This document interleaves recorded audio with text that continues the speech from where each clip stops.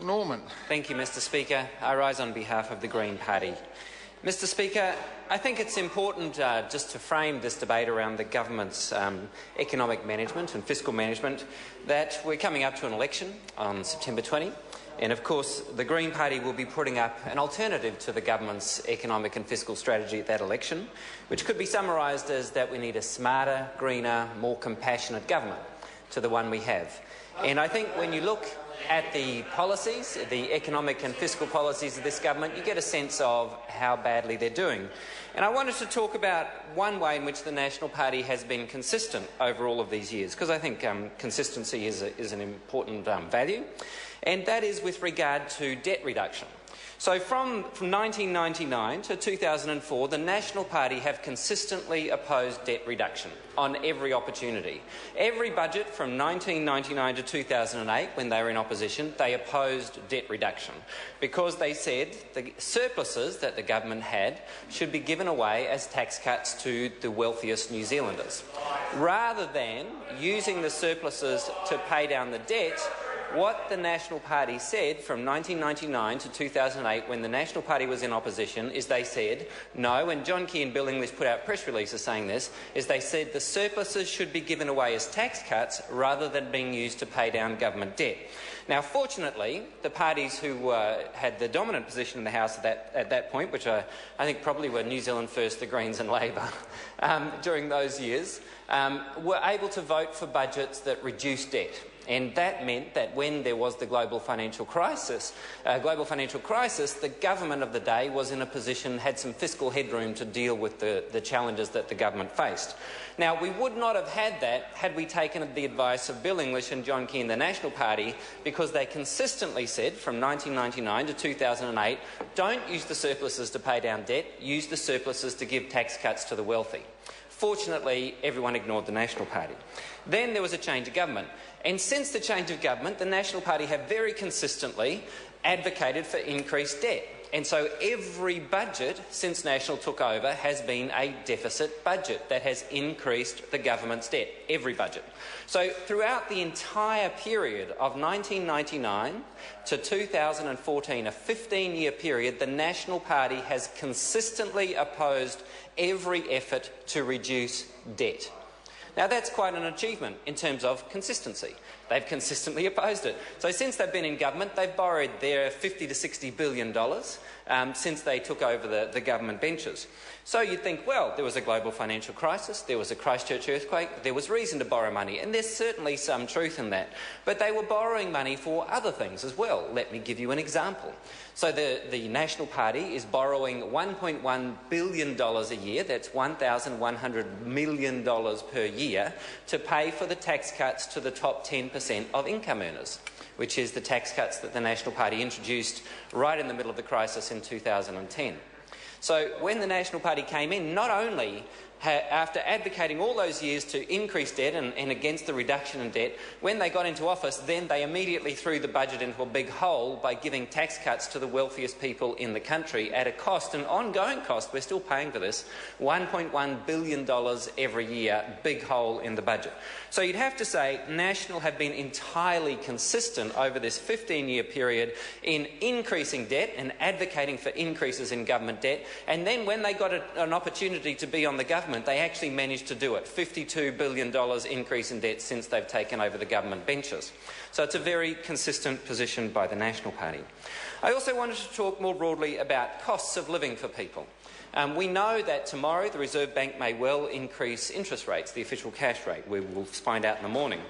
The two major drivers of inflation in the New Zealand economy at the moment are coming out of the housing market and coming out of the electricity market, or so-called market. It's not actually a market, it's a jack-up. But they're the two key drivers of increases in the CPI at the moment. It is the increase in inflation coming out of electricity and housing that is putting pressure on the Reserve Bank to increase interest rates. Now, the government has persistently and consistently refused to take action to reduce increased prices in housing and the increased prices in electricity. So, for example, in Auckland, since John Key became Prime Minister, house prices have gone up 44%. 44% increase in house prices since John Key became Prime Minister. This is in just after the GFC. And so in terms of electricity, since John Key became Prime Minister, electricity prices have gone up 20% since John Key became Prime Minister. So what we've seen is very significant increases in the cost of living for ordinary New Zealanders. And the National Party members opposite are laughing about this because they couldn't give a damn about ordinary New Zealanders. So they're laughing about the fact that ordinary people are getting priced out of the housing market, ordinary people are struggling to pay their electricity bills, and the National Party thinks it's funny and says there's nothing they can do about it. They've taken no efforts to deal with the inflationary pressures coming out of housing and electricity. The effect of that is it means that the Reserve Bank is very likely to put up interest rates tomorrow. So think about what that means for ordinary families. Not only can they thank the National Party for the fact that house price inflation is out of control, they can thank the National Party for electricity price inflation, and their big bills in electricity are out of control, but also their mortgage payments will go up because the National Party government has failed to control inflationary pressure coming out of housing and electricity. Instead, the National Party has been defending the big electricity companies, the vertically integrated generator retailers, who have been pushing up the price of power. Now, during the whole privatisation debate, the Green Party was saying, if you go ahead with privatisation, the electricity companies will push to increase prices. Now, what has happened? The National Party proceeded with privatisation, and all around the country people are getting bills in the mail telling them that the price of electricity is going to go up, because the National Party forced through privatisation on a single vote, opposed by most New Zealanders, and then since privatisation the price of electricity is rapidly escalating. On top of that, the National Party refuses to actually make sure there is competition in the electricity sector that could actually put competitive pressure on prices. The result of that is that ordinary New Zealand families are facing very significant pressures in terms of electricity bills, very significant pressures in terms of housing costs and rents, and soon to be increased costs because of their mortgage, because the National Party government has failed to deal with these problems, because the National Party protects the big electricity companies rather than protecting New Zealand households. That's the fundamental reality of our economy right now. I wanted to then step back a little bit. We've talked about the fiscal performance of the National Party, which has been to consistently support increases in debt over a 15-year period. I've talked a little bit about the pressures that are coming on households as a result of the National Party agenda and policy, which has meant increased electricity prices, increased housing prices, and soon to be increased mortgage costs. But now I want to talk about some of the macroeconomic indicators for the New Zealand economy, because the government has made a lot of the macroeconomic indicators of the economy.